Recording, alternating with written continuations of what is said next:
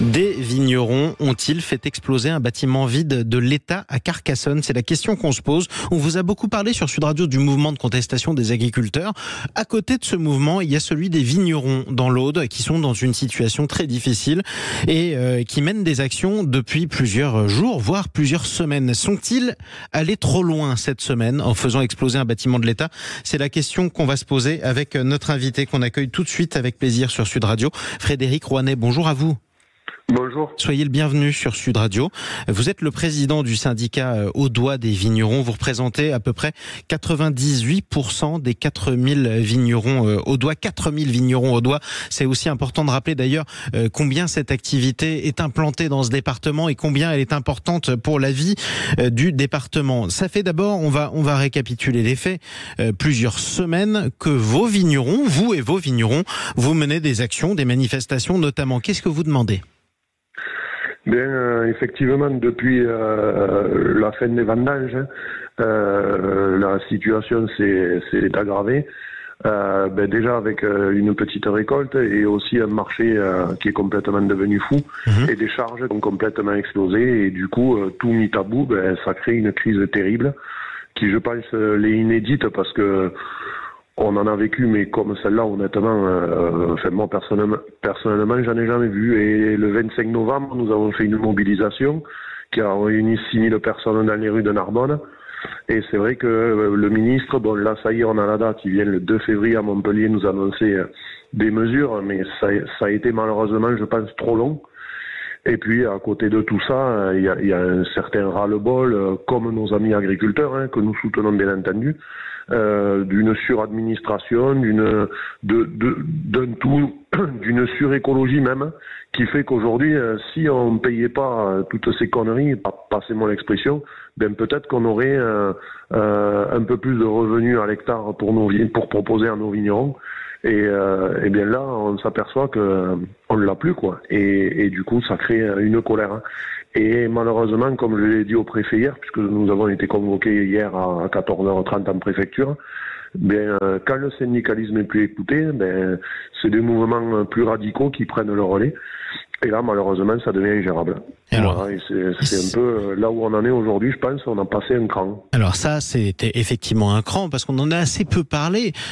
Quand on revient sur les faits, c'est quand même saisissant. Un bâtiment de l'État a été soufflé par une explosion. Il était vide, c'est important de le rappeler.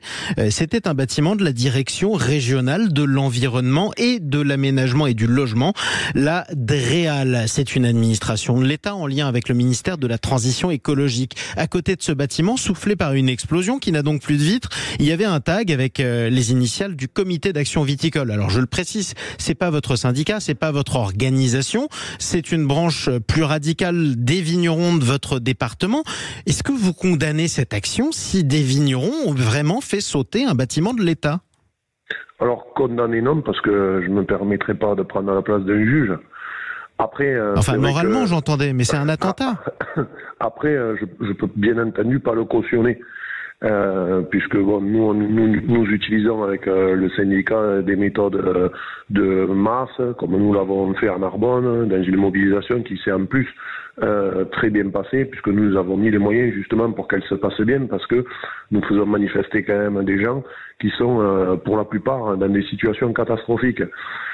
Après, malheureusement, je vous l'ai dit tout à l'heure, et d'ailleurs, les agriculteurs, qu'est-ce qu'ils font aujourd'hui en bloquant les péages et autres?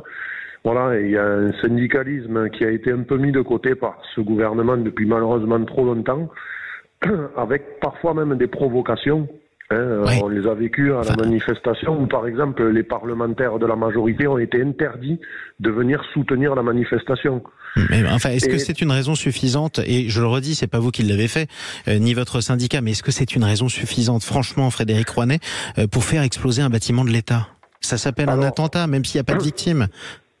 Alors après, je comprends que ça peut choquer certaines personnes. Moi, personnellement, ça me choque pas puisque je suis vigneron depuis 20 ans maintenant et c'est pas la première fois qu'il y a un bâtiment qui explose. Voilà, c'est déjà arrivé.